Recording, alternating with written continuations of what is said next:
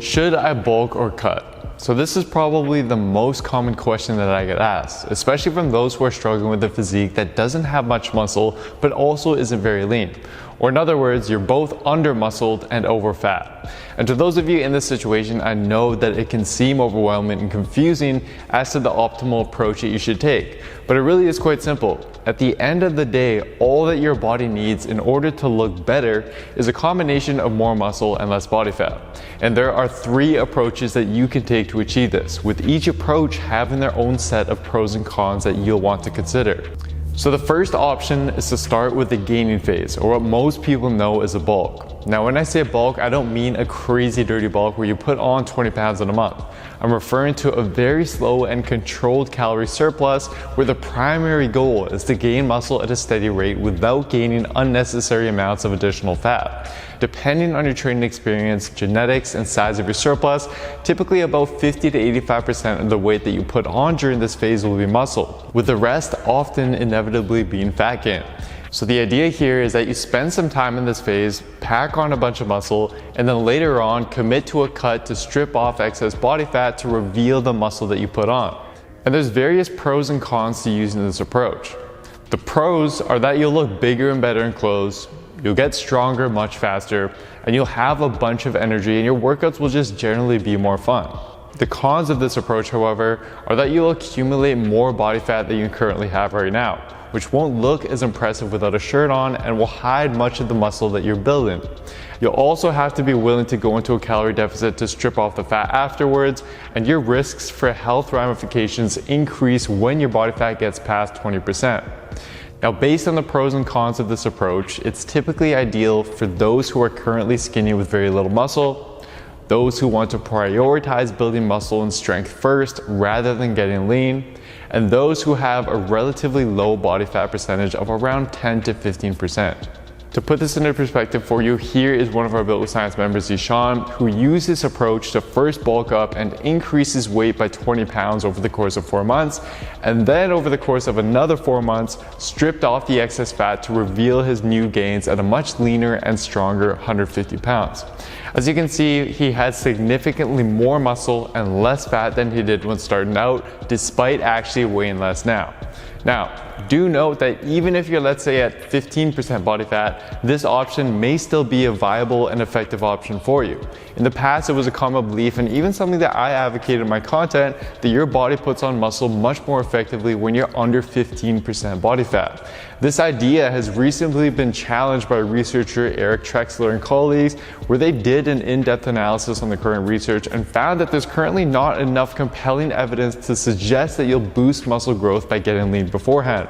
Further research would definitely help clarify this, and I wouldn't advise gaining past 20% body fat because of the potential health ramifications, but just be aware that even if you're not very lean, a gaining phase is likely still a good option for you if you're well aware of the pros and cons that I mentioned earlier. So the next option is a cut, or a fat loss phase, where the main goal is to maintain your muscle while decreasing your body fat, which will require a calorie deficit.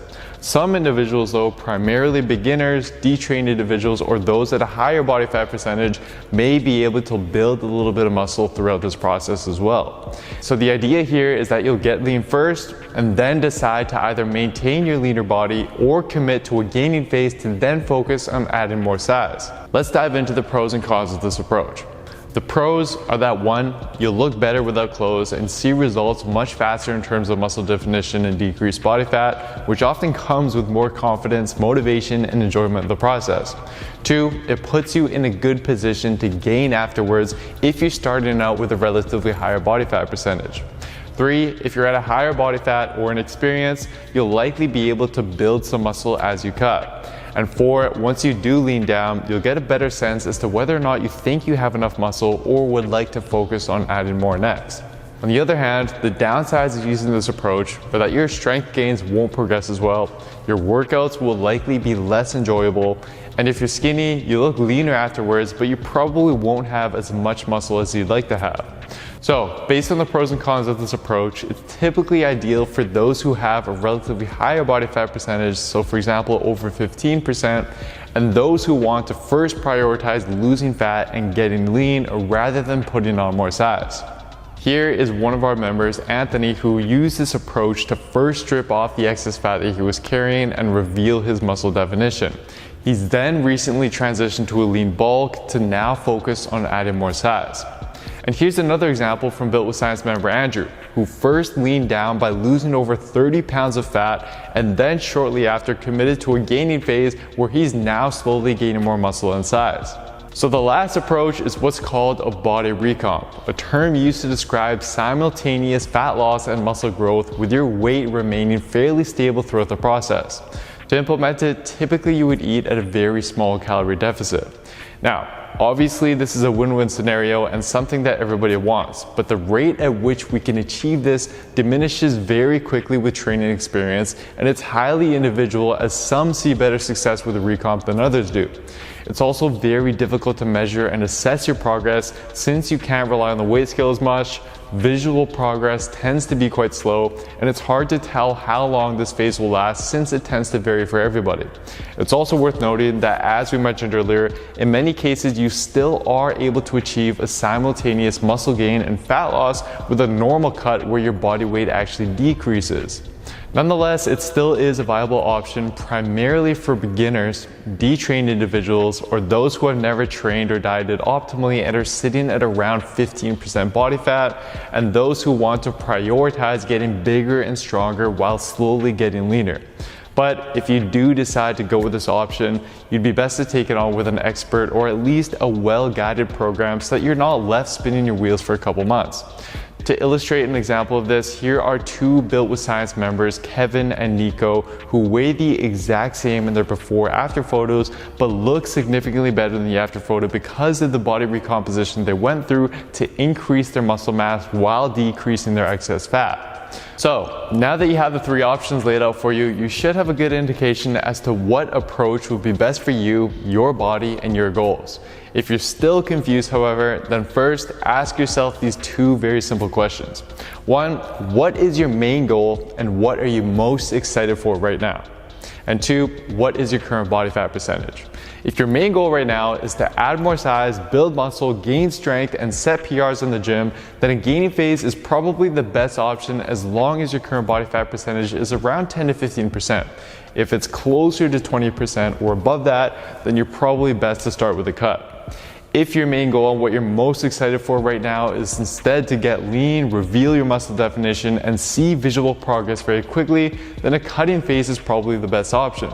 Obviously, you can choose to cut regardless of what your body fat percentage is. And then lastly, ask yourself if you're eligible for a body recomposition. But as we mentioned earlier, this is best suited for true beginners and detrained individuals sitting at around 15% body fat with the main goal to build muscle and strength while slowly getting leaner. It can be tricky and you'll likely need guidance, but it is an option to consider. Now, to conclude, just realize that whatever it is that you choose is just the starting point to your journey. The end point and the end goal, it's all the same. A lean, muscular physique with more muscle and less fat than you currently have. And you can eventually get there regardless of what approach it is that you choose.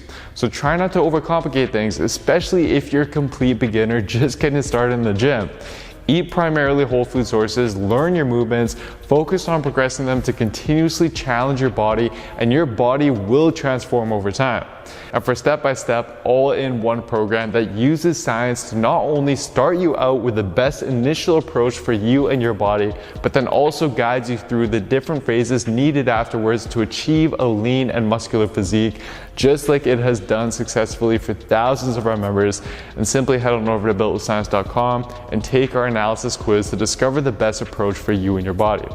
Anyways, that is it for today, guys. I really hope you enjoyed this one. Please don't forget to show your support by giving the video a like, leaving a comment down below as to what you'd like to see me cover next, subscribing to the channel, and turning on notifications for the channel as well, as this all really does help me out and is much appreciated. Thanks so much, guys, and I'll see you next time.